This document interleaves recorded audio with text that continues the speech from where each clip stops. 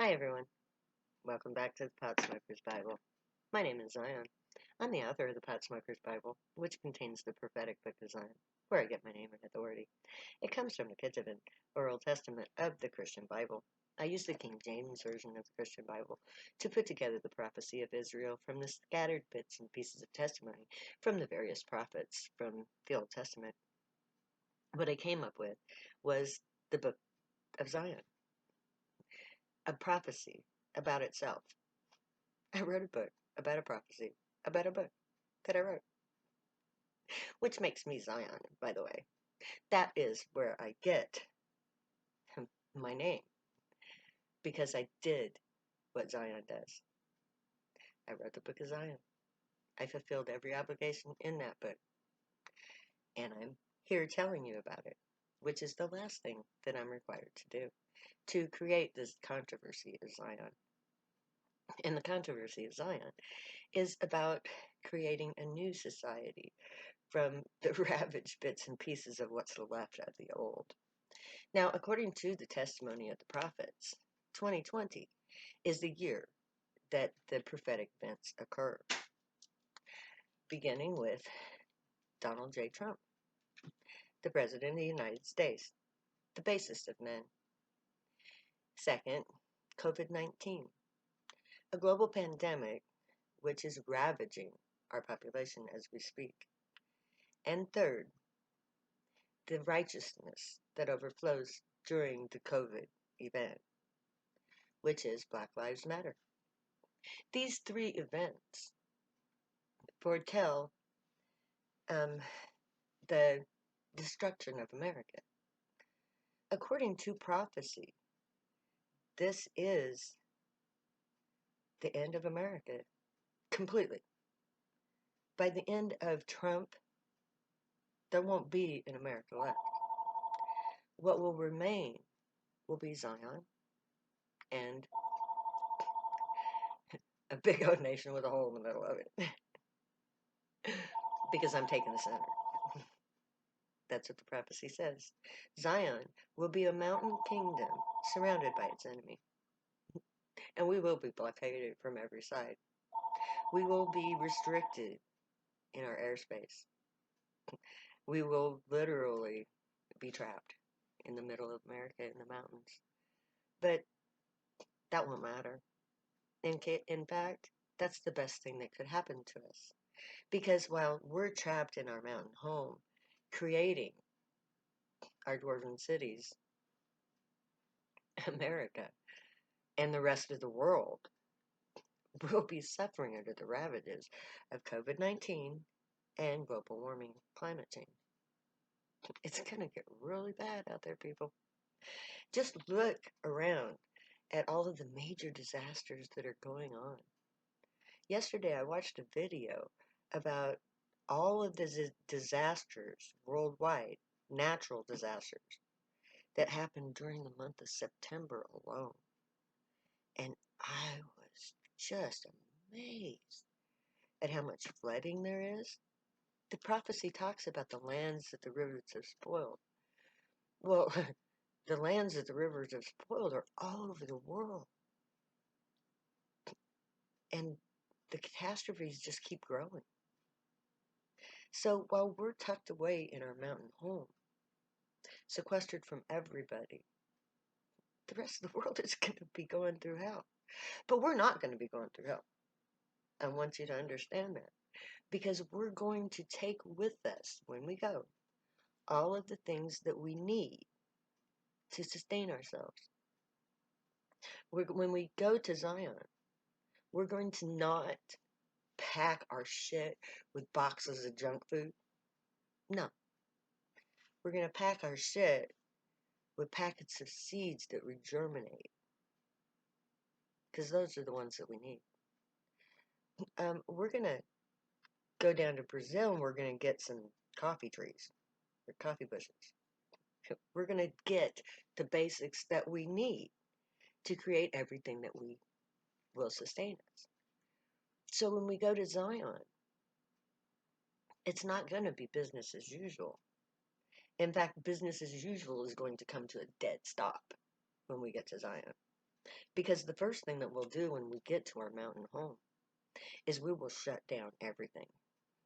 Because there's not a dollar to be made in Zion. And this economy is nothing but dollars. So we'll just shut it all down. Why not? Okay, we might keep Coors beer open because my people like to drink. So we'll keep the essentials open. But in the meantime, we'll be starting from scratch and Minecrafting everything that we need from the basic elements. Because everything on the surface of this planet is contaminated. Everything is made to break down, and everything pollutes. We can't have that in Zion. Because in Zion, we're creating a new society based not on money or belief, which is what this society is based on, and force. Don't forget force. But we will be basing our society on what matters: family, sustainable living means to sustainably live, and above all else, the creation of a safe place for us to live during the worst of what is to come. And the worst of what is to come is called hell. Now, according to Christian lore and the normal myths that we have, hell is a place in the afterlife reserved for people who have sinned.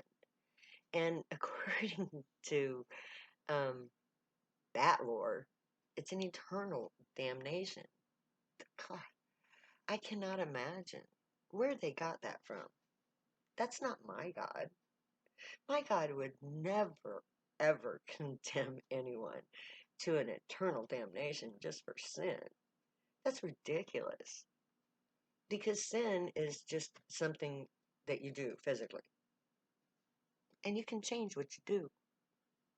So it would be horrifically cruel for a God to damn somebody to hell for eternity. No. Hell is not an eternal damnation where souls are tortured endlessly for a few things that they did during the lifetime of one body. That's ridiculous. No, hell is a day. It's a date on a calendar. And that day is the end of everything on the surface of this planet. It's fireball Earth, hell. The Earth will burn on the surface like the sun. Not as intensely and not as long lived, but during the day of hell, the entire surface of the Earth will be a firestorm from from pole to pole. It will annihilate everything on the surface. It will kill most everything in the sea, I'm sure. Nothing will survive this. That's why it's called hell, because it cannot be survived. It is an inferno that burns all combustible materials on the face of the earth, including life. So, hell, if I condemn you to hell, that means that you will either die of something out there or you will see Fireball Earth and it will incinerate you. Now, according to the prophecy, we're going to be interned in our mountain for a minimum of 10 years. So we have to create a shelter that is sustainable over the course of that 10 years or more. Which is why I say that we have to have regerminating seeds. We have to have the cocoa tree, the cocoa bush. We have to have the coffee tree, the coffee bush. We have to have the tea bush. We have to have the elements that we need to sustain us food-wise. And we have to have the source. We won't be going outside of our mountain for 10 years. So everything that we need has to be in the mountain with us. But of course, that's not going to be until until that day. And that day is probably like 20 years in the future, something like that. A little more, a little less, don't know. But it's enough time for us to do what we need to do. So when we get to Zion, our only priority is going to be our Dwarven cities. God, that sounds weird to say. But that's what we're going to be doing. We're going to be creating an intermountain terrarium society. We're going to dig out the mountains and we're going to reinforce them and we're going to create a living space for our entire population. Now, this living space, in order for it to be sustainable, has to be engineered in such a way that our manufacturing of everything has to come from the plant base. It sustains us food-wise, and it sustains us with oxygen, and it takes care of our carbon dioxide, or carbon that we give off. So, we're going to, this intermountain shelter that I envision, it's like we're going to open it up. We're going to start by just hollowing out the mountains. That will give us height. Now we can also dig deep so that we can go down if we have to. We're going to take all of that material, which is organic in nature. It's never been polluted. And we're going to use it to create everything inside of our home, our mountains. Because we don't want to take any of the pollutants that we have on the surface into the mountains when we go. That way that germ of pollution won't be there to fester. We won't be using things that we use in this society, like pesticides and herbicides. Not happening. Because there are natural alternatives to those two poisons. So we're going to create an entire nation inside the Rocky Mountains. We will dig out every mountain in the Rockies, one by one. We will designate different mountains as for different purposes. We will have industrial complex mountains where we'll do our industries. We will have cities, intermountain, we'll have our population spread out within our cities, within our mountains. And we will create wildlife zones to keep the wildlife alive, and so that we can repopulate the earth once hell freezes over, so to speak, which will be when we'll be able to go back on the surface, kind of. Not saying that it has to freeze over. We don't need a fireball earth, or we don't need a snowball earth after our fireball earth. We just need the earth to settle and the plants to re-establish themselves so that oxygen can be produced, and then we can go back onto the surface.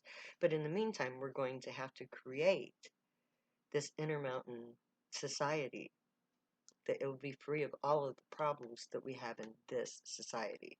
So what we take into our mountain home will be all the good things that the earth has provided for us, and all the good things that humanity has provided for us.